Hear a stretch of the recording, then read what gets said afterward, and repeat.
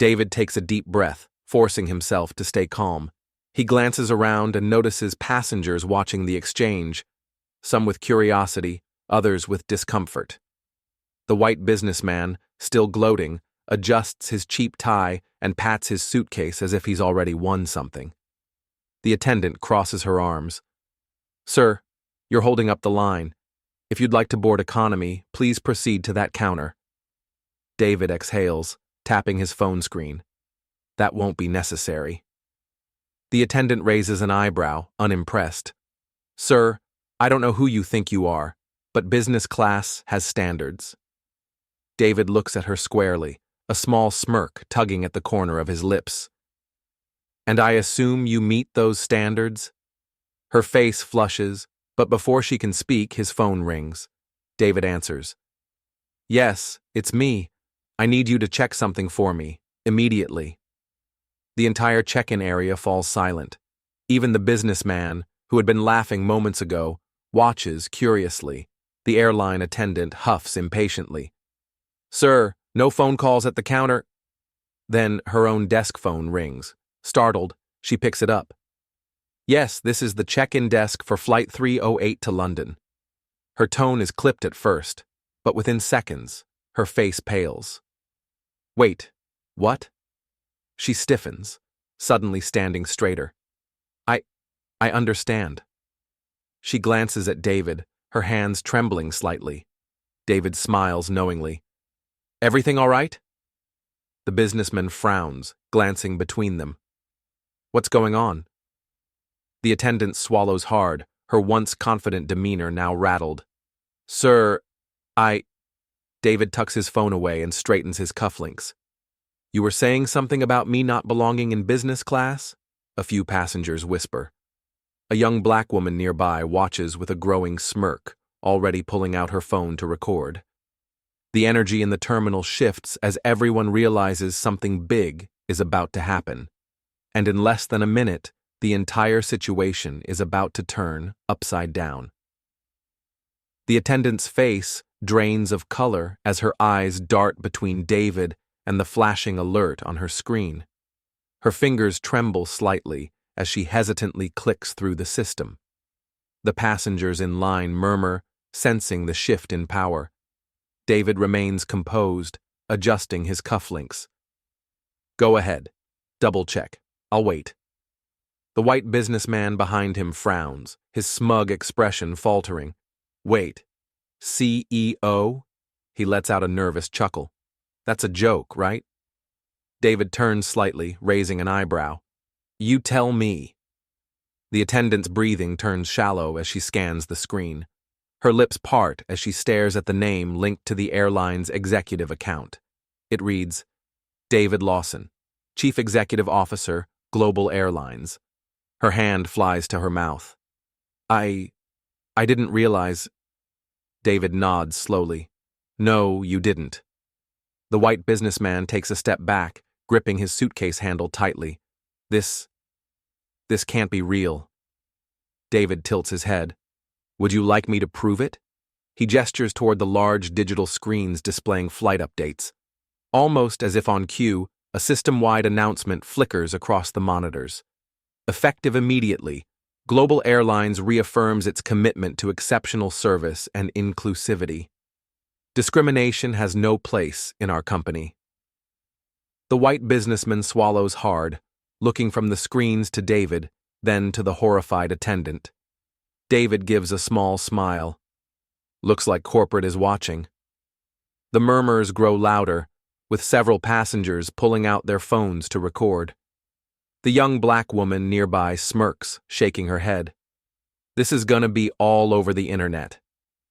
The attendant opens her mouth, then closes it. She's stuck, and she knows it. David remains calm, his voice even. "You assumed I didn't belong because of how I look.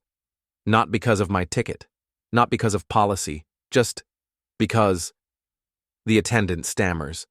"Sir, I deeply apologize." David holds up a hand. "Don't apologize to me. Apologize to every person who's ever been dismissed, disrespected, or devalued just because you assumed they weren't good enough." The white businessman suddenly grabs his suitcase and mutters, "I'll just, board now." He practically sprints toward the gate. David smirks. That's what I thought. The power in the terminal has completely shifted. The people who once ignored David now stare at him with respect, realization dawning on them. And in the next few minutes, the lesson is about to hit even harder. The attendant's hands tremble as she stares at the screen, her lips parting in disbelief. She quickly types something, desperately trying to confirm what she already knows. She's made a career-ending mistake. You're Mr. Lawson? The David Lawson? David tilts his head, amusement flickering in his eyes. Oh, so now you know my name? The white businessman, who had been reveling in his stolen upgrade just moments ago, stiffens. Wait, did you say CEO? His bravado vanishes in an instant, replaced by sheer panic. Security. David's gaze sharpens. Was it? The businessman's face burns red. He quickly grabs his suitcase, muttering something about taking another flight, and bolts from the area. Meanwhile, the attendant swallows hard. Mr. Lawson, I deeply apologize. David's voice remains firm. Apologies don't undo the bias in your actions. If I were anyone else, this would have been brushed aside. But you didn't expect your actions to have consequences. A corporate executive, having rushed down from the upper floors, arrives breathless at the scene. He looks from David to the terrified attendant before stepping forward. Mr. Lawson, we are so sorry for this incident. Please allow us to make things right. David raises an eyebrow. Oh, don't worry, I'm about to... The entire terminal watches in stunned silence as security moves in, their authoritative presence shifting from David to the now humbling figures of the businessman and the panicked attendant. The businessman, who had moments ago basked in his unearned upgrade, looks down in humiliation as he's led away. The attendant clutches the counter, her voice trembling as she pleads, "Mr. Lawson, please, I didn't mean to..." David's expression remains unreadable. Didn't mean to what? Assume that a black man in a suit couldn't possibly belong in first class? That someone like me couldn't be the one running the very airline you work for? The weight of his words hangs in the air, undeniable, unshakable. Please, sir, she whispers, desperation in her eyes now. I made a mistake. I need this job. David exhales slowly, shaking his head.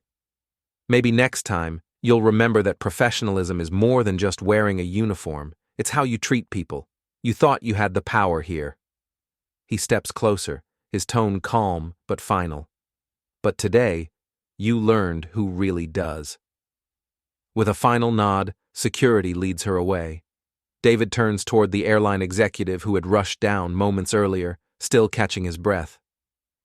Now, David says, his voice smooth yet commanding, I assume you understand that this isn't just about me. The executive nods furiously. Absolutely, sir. This kind of behavior is unacceptable. We will conduct immediate training for all staff to prevent anything like this from happening again. David smirks slightly. Oh, we're not stopping at training. He gestures toward the growing crowd, many of whom have been recording the entire ordeal. Every person here just witnessed why your customer service standards need an overhaul. Consider this your first and only warning. I expect a full internal review, and I'll personally oversee it. The executive swallows hard. Understood, sir. Satisfied, David adjusts his cuffs, picks up his ticket, and heads toward his rightful first-class seat. As he passes by other passengers, a few nod respectfully. Some even applaud. As he settles into his luxurious seat, the new flight attendant approaches him nervously. Mr. Lawson, would you like a drink before takeoff? David leans back, finally allowing himself a smirk. Yes, and make sure it's the finest on board. Because today, he didn't just reclaim his seat, he made sure no one else in his position would have to fight for theirs again. As David walks toward his first-class suite, The energy in the terminal has completely shifted. The once dismissive airline staff now scrambles to make amends, their faces painted with nervousness and forced politeness. The flight captain himself steps out from the cockpit, adjusting his hat as he strides toward David with an apologetic smile. "Mr. Lawson," the captain says, extending a firm handshake, "we sincerely regret the treatment you received today. Please allow us to personally ensure your comfort for the duration of this flight." David accepts the handshake, but doesn't return the fake pleasantries. He scans the first-class cabin, then turns his gaze toward the economy section. His eyes land on an older black gentleman, dressed in a modest but well-pressed suit, adjusting his glasses as he flips through a newspaper. David gestures toward him. "Actually, there is something you can do." The captain and attendants stiffen, awaiting his request. "Upgrade that man to my original first-class seat." The entire cabin goes silent. The attendants exchange quick, unsure glances, but they know better than to question him now. Within seconds, they move into action, walking over to the older man and speaking to him in hushed voices. The man hesitates at first, looking genuinely confused. "What? There must be some mistake. I didn't request an upgrade." One of the attendants smiles nervously. "No mistake, sir. Mr. Lawson has requested that you take his first-class seat." The older man looks up, catching David's gaze. For a long moment he simply stares, processing the gesture. Then, slowly, he rises from his seat, adjusting his suit jacket before making his way toward the front of the plane. As he approaches, David stands, offering his hand. "I figured you'd The older man clasps his hand in a firm shake, his eyes filled with understanding. "I appreciate that, son. More than you know." David watches as the man takes his new seat, his rightful seat, before turning back toward his private executive suite.